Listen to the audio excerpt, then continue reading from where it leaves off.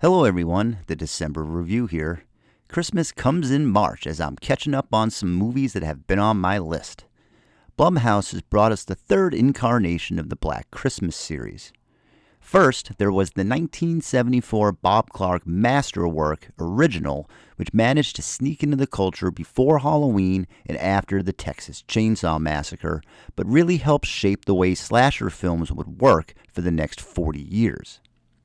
With Margot Kidder and John Saxon starring, the film was a scary shock fest, loaded with fright. It was a product of its time, using the call is coming from inside the house storyline to its advantage.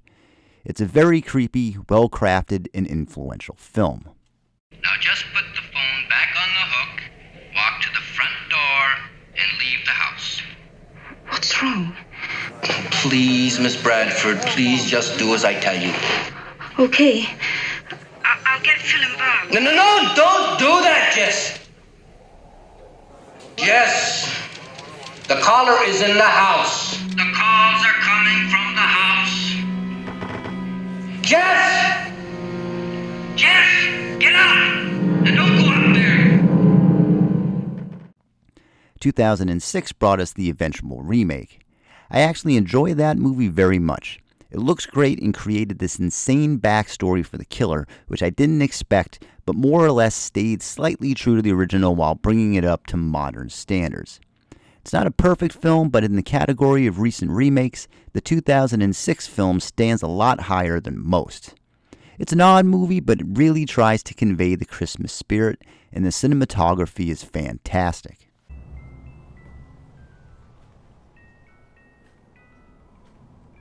Claire? What are you doing?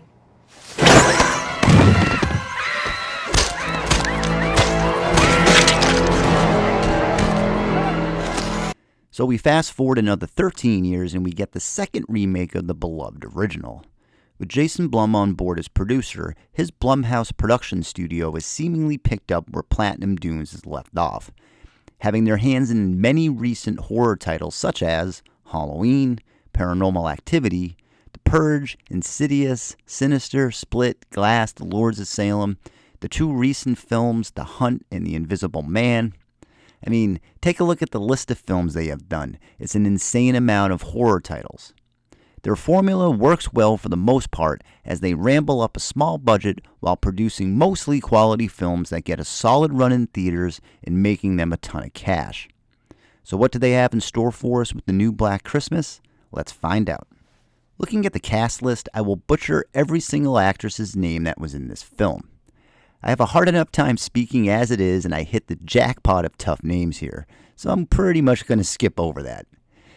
So Imogen Poots stars as Riley Stone, a sorority student at the Hawthorne College.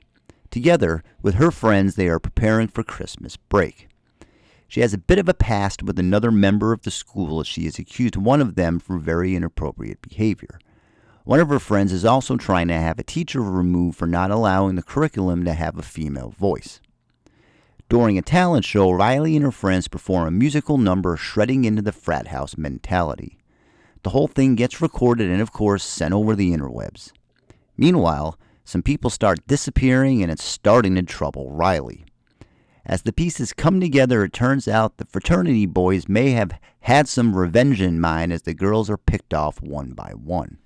Okay, so right off the bat, throw out any, and I mean any notion of the previous Black Christmas films you already had. This is just linked by name alone. It could have been called anything else. Yes, there are a few nods to the original, but it really doesn't matter one bit here. And those nods are turned around in a way where any casual viewer won't even notice them. This is also a PG-13 film, so also throw out any ideas of seeing carnage on the screen. The opening to this film had my head shaking. We get the typical random kill we've seen 100 times, and it's poorly acted and not scary. I was immediately reminded of the Scream TV series and such. We literally just see a slasher in a black cloak and a low-budget knockoff a student.